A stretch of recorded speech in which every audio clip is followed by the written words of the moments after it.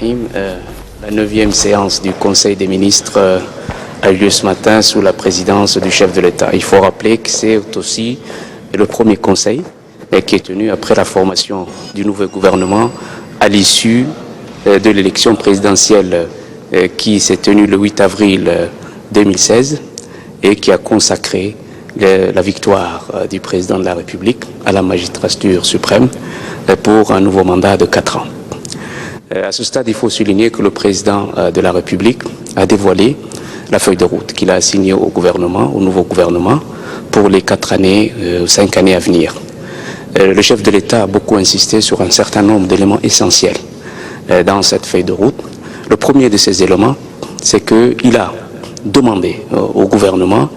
de l'accompagner avec rigueur, sincérité, discipline et solidarité sur la voie de la mise en œuvre des engagements que le chef de l'État a pris au-devant de la population lors de la campagne électorale du mois de mars-avril dernier. Il a souligné le fait que l'action gouvernementale devait être une action qui ait un impact direct sur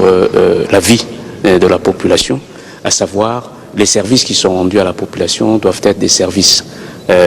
délivrés ou livrés à temps,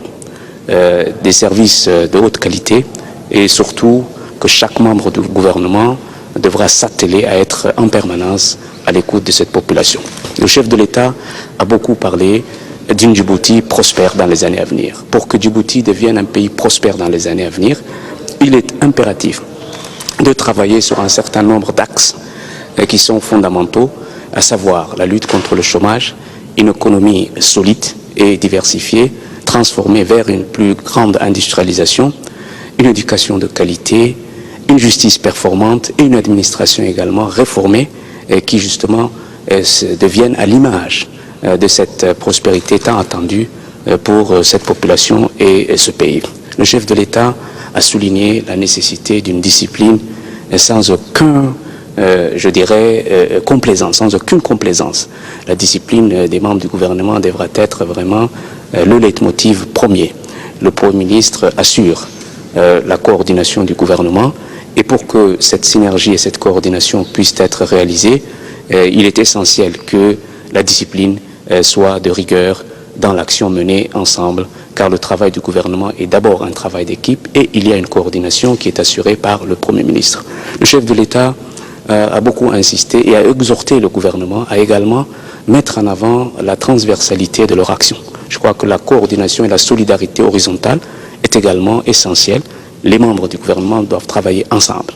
Le chef de l'État a insisté sur le fait qu'il ne tolérerait plus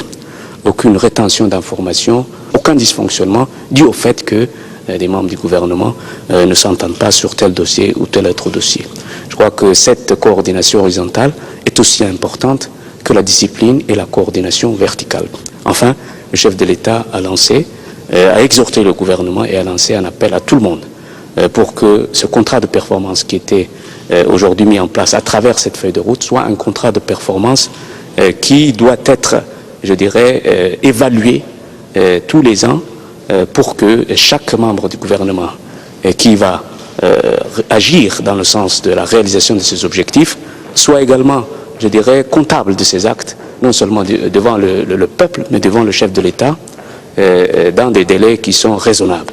Je crois que ceci est très important. Et aujourd'hui, le Premier ministre également a pris la parole à la suite donc de cette intervention du chef de l'État et du débat qui s'en est suivi pour faire rapport au Conseil des mesures qu'il a entreprises déjà suite donc au mandat que lui a confié le président de la République dans le cadre de la réforme de l'administration. Vous savez que dès que le président de la République a été élu, il a convoqué une réunion où tous les membres du gouvernement, le Premier ministre ainsi que les administrateurs étaient présents afin de sonner, je dirais de tirer la sonnette d'alarme pour que cette administration puisse se transformer dans le sens, je dirais, d'une meilleure qualité de service à la population